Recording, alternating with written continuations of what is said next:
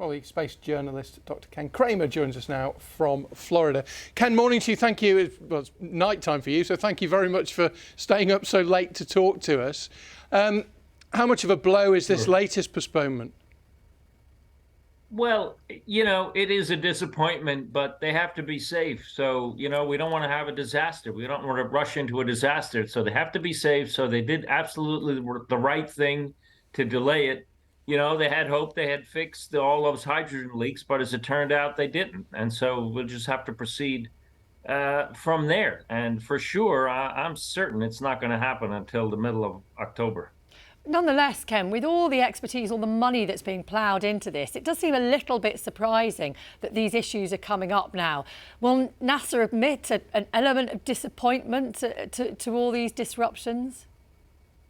Well, yeah, they did. They said that. It's certainly a disappointment. But, as I just said, if we have a disaster, that's much worse. A delay of a few days or a few weeks, nobody will care about that a year from now.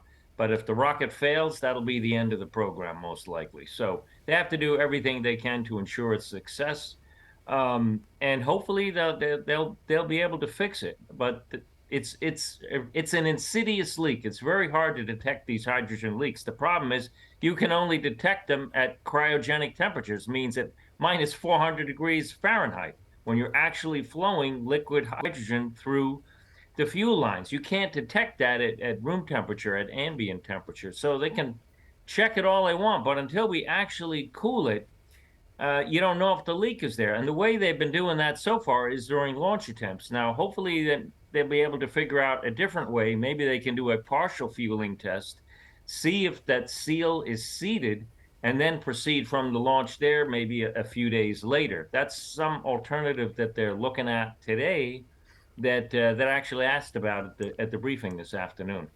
The objective of this program is to ultimately put people on the moon in a few years' time again. What's the knock-on of this? Is it such a delay now that it's likely to push the whole program back, or have they still got a bit of wiggle room in terms of timing? Oh, yeah, a delay in this launch of just a couple of weeks, maybe even a few months, that's not going to really impact the next missions, because the crew flight, the crew flight isn't scheduled for 2 years from now.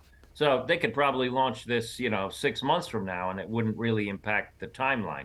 And then the lunar landing flight with the first woman and the first person of color, that's set for 2025 or 2026. So, I mean, it's a good question. If it was like Apollo, where we were launching every 3 or 4 months, then yeah, a delay here would have an impact. But this delay, since it's a bit of time before we get to the next launch, it really won't have much of an impact. Now, they do have to recover the Orion capsule at the end of this mission, which will be about 5, 6, 7 weeks, because there are components in there they want to reuse in the Orion 2 capsule on the next mission. And if they don't make that October window, Ken, what happens after that? If it's found that the issue is more complex, more involved, are we looking into the new year? There are launch periods about 2 weeks on and 2 weeks off. So if they don't make the mid-October to late October window, there's another window in November, there's another window in December. So no, it doesn't mean next year. It just means about a month later.